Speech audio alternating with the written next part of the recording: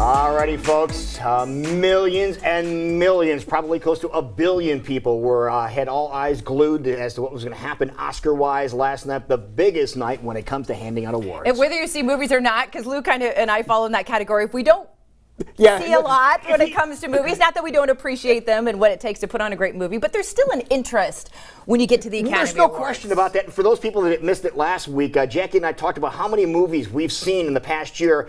Between the two of us, 0.5.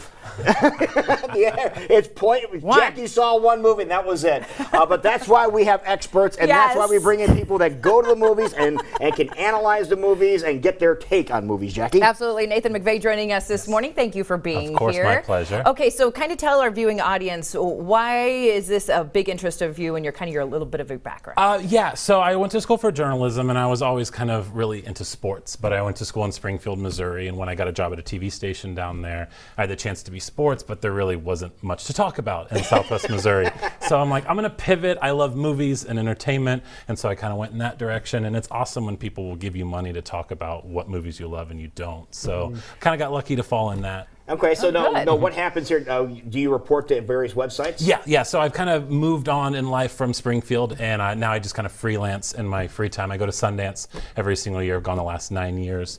I try to see as many movies as I can, and then they'll kind of talk to me to pay me to write some reviews for them, and then really I just like to talk to people about my opinions. And I have a lot of them about movies. Now, were you one of these people that when the Oscars, when the telecast started, you locked the doors, pulled the shades down, you're watching the screen? Yes. So I have a nice tradition with my fiance. We fill out our ballots, and I'm the movie expert in the house. I thought until the last 2 years where she's beat me in our Oscar ballot, but I got her this year, and good job, thank you. Okay. I know. It's like I got to go on TV on Monday, and if I lose again, you're gonna have to take my spot.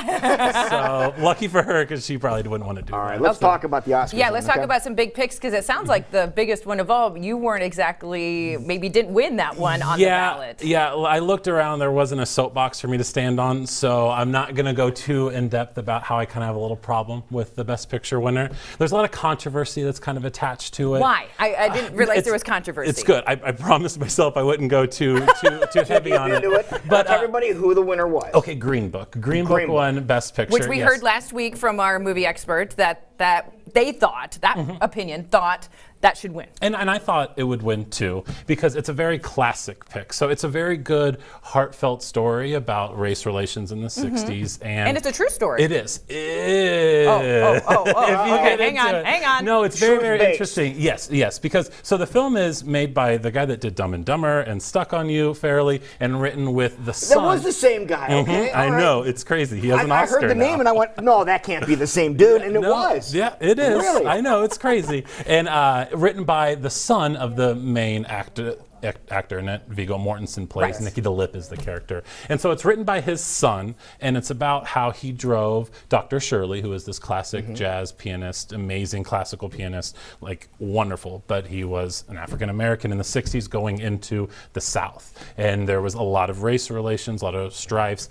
bad things that go on. And so the film kind of focuses more on the white guy and not so much kind of the story. So it's my job as a millennial to find things that offend people that people used to be fine with in the past. And so the Academy, I think, kind of showed more of its older voter base, because this is a movie that when you watch it on the surface is great. I really enjoyed it. It's a good movie. It kind of delves into important stuff, but when you kind of take a second to kind of okay, wait a second, let's view the truth. The family of Dr. Shirley actually came out and said that this story is almost all fabrication of lies, and kind of paints the driver to kind of be the hero when you're oh, this movie's called Green Book, and the story of the title is a book of hotels and places that it was okay for black people to be in the 60s. And so you would think which makes a lot of sense for someone who hasn't seen the movie yet.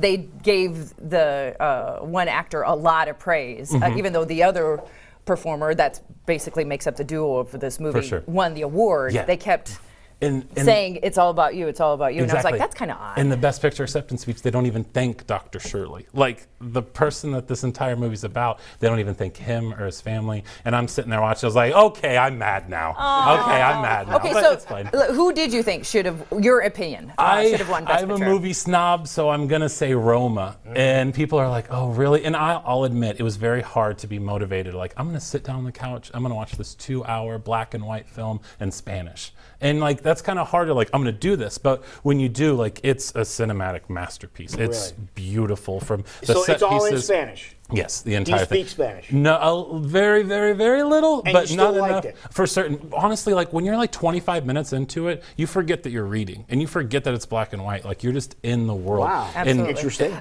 Let's go to some other big moments that happened sure. last night that just kind of stuck out to you, whether it was awards that were won, just moments that happened in the show. Give us kind of a highlight of what you thought. The big surprise was when we were talking about Glenn Close not winning. That was kind of like the lock, like it was 100% going to happen, and it didn't. Yeah. And it went to Olivia Colman, who, that was the best moment, I think, of the entire night, was her acceptance Her speech, yeah. Yeah, it was. Off the cuff. It took everyone by surprise. She wasn't right. She didn't expect it either. Like yeah. Emma Stone like tackled her and hugged her, and that was great because like that was real, like legitimate happiness. Like you didn't see it coming, and I feel bad for Glenn Close. It's the 7th time she's been nominated and hasn't won. None of those were for Cruella de Vil.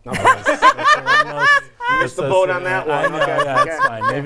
Maybe the sequel or the third one, I think. But that was great. Spike Lee winning is a really, really big deal. Samuel L. Jackson giving it to him, which is awesome. Was even better, And you could just tell by the moment he saw the envelope, I was like, oh, Spike Lee's going to win. And then he runs up and jumps in his arm. That was great. My favorite movie of the year, Spider-Man, won Best Animated Feature. And that movie is everything that Green Book isn't. It's because it's like a fresh take. It's a new voice. It's showing like really talking about things that are pressing today, and it's an animated comic book movie. Like you don't expect that from it, but like the music in the film, the like visual effects of everything, it's incredible. Like it's a movie I suggest everyone go see, whether you're into that stuff or not. Oh, nice. For me personally, I two things that stood out. Loved not having a host, and loved all of the musical acts. I thought they almost stole the show. Yeah. Oh, the Bradley Cooper Lady Gaga thing made my fiance very uncomfortable for Bradley Cooper's girlfriend.